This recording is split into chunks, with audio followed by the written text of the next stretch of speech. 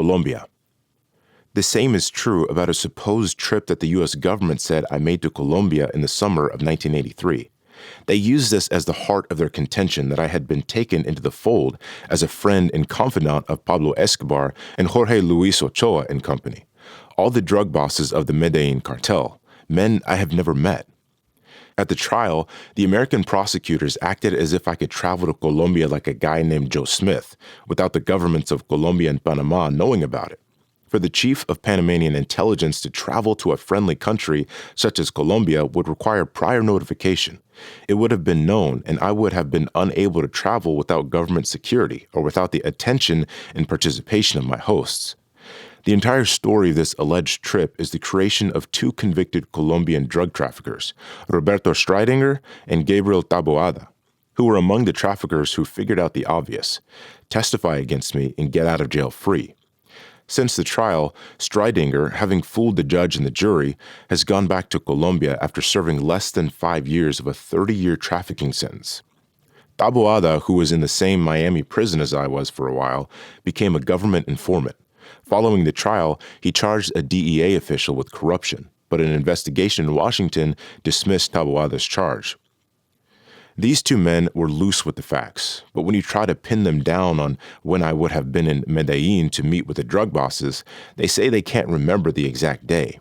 That is convenient, although since the United States confiscated all of my files and destroyed my command headquarters, I had no way to present a diary or agenda of my activities.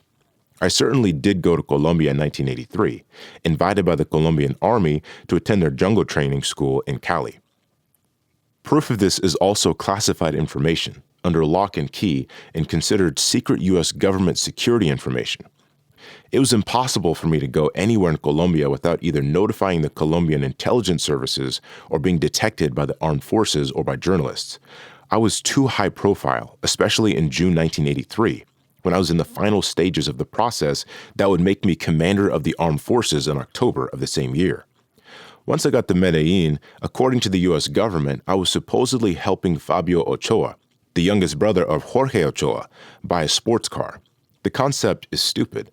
To think that the Medellin cartel with its billions of dollars would ask me to help them get a sports car, something they could get from any embassy in the world.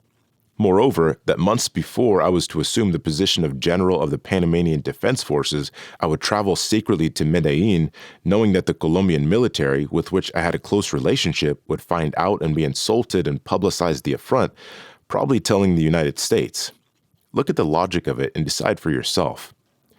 The head of Colombian military intelligence from 1981 to 1985, General Manuel Mejia, and the leader of the Colombian Armed Forces, General Manuel Zamudio, were prepared to testify to this at the drug trial until the Americans, famous for pressuring and bending Latin politicians to their will, forced them to desist. Speaking about Colombian intelligence, in my conversations with agents and officials from the Colombian Department of Administrative Security, DAS, their combined equivalent of the FBI, CIA, and DEA, I was told that their agencies saw persistent links between the U.S.-created Contra rebels in Nicaragua and the Colombian drug dealers. Americans know what the Contras are doing, that they're working with the Colombian narcos, one Colombian drug agent told me. The problem was that without investigative assistance from the United States or some other government, they could not prove their case.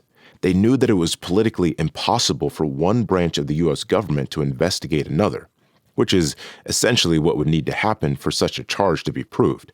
But they did see what was going on.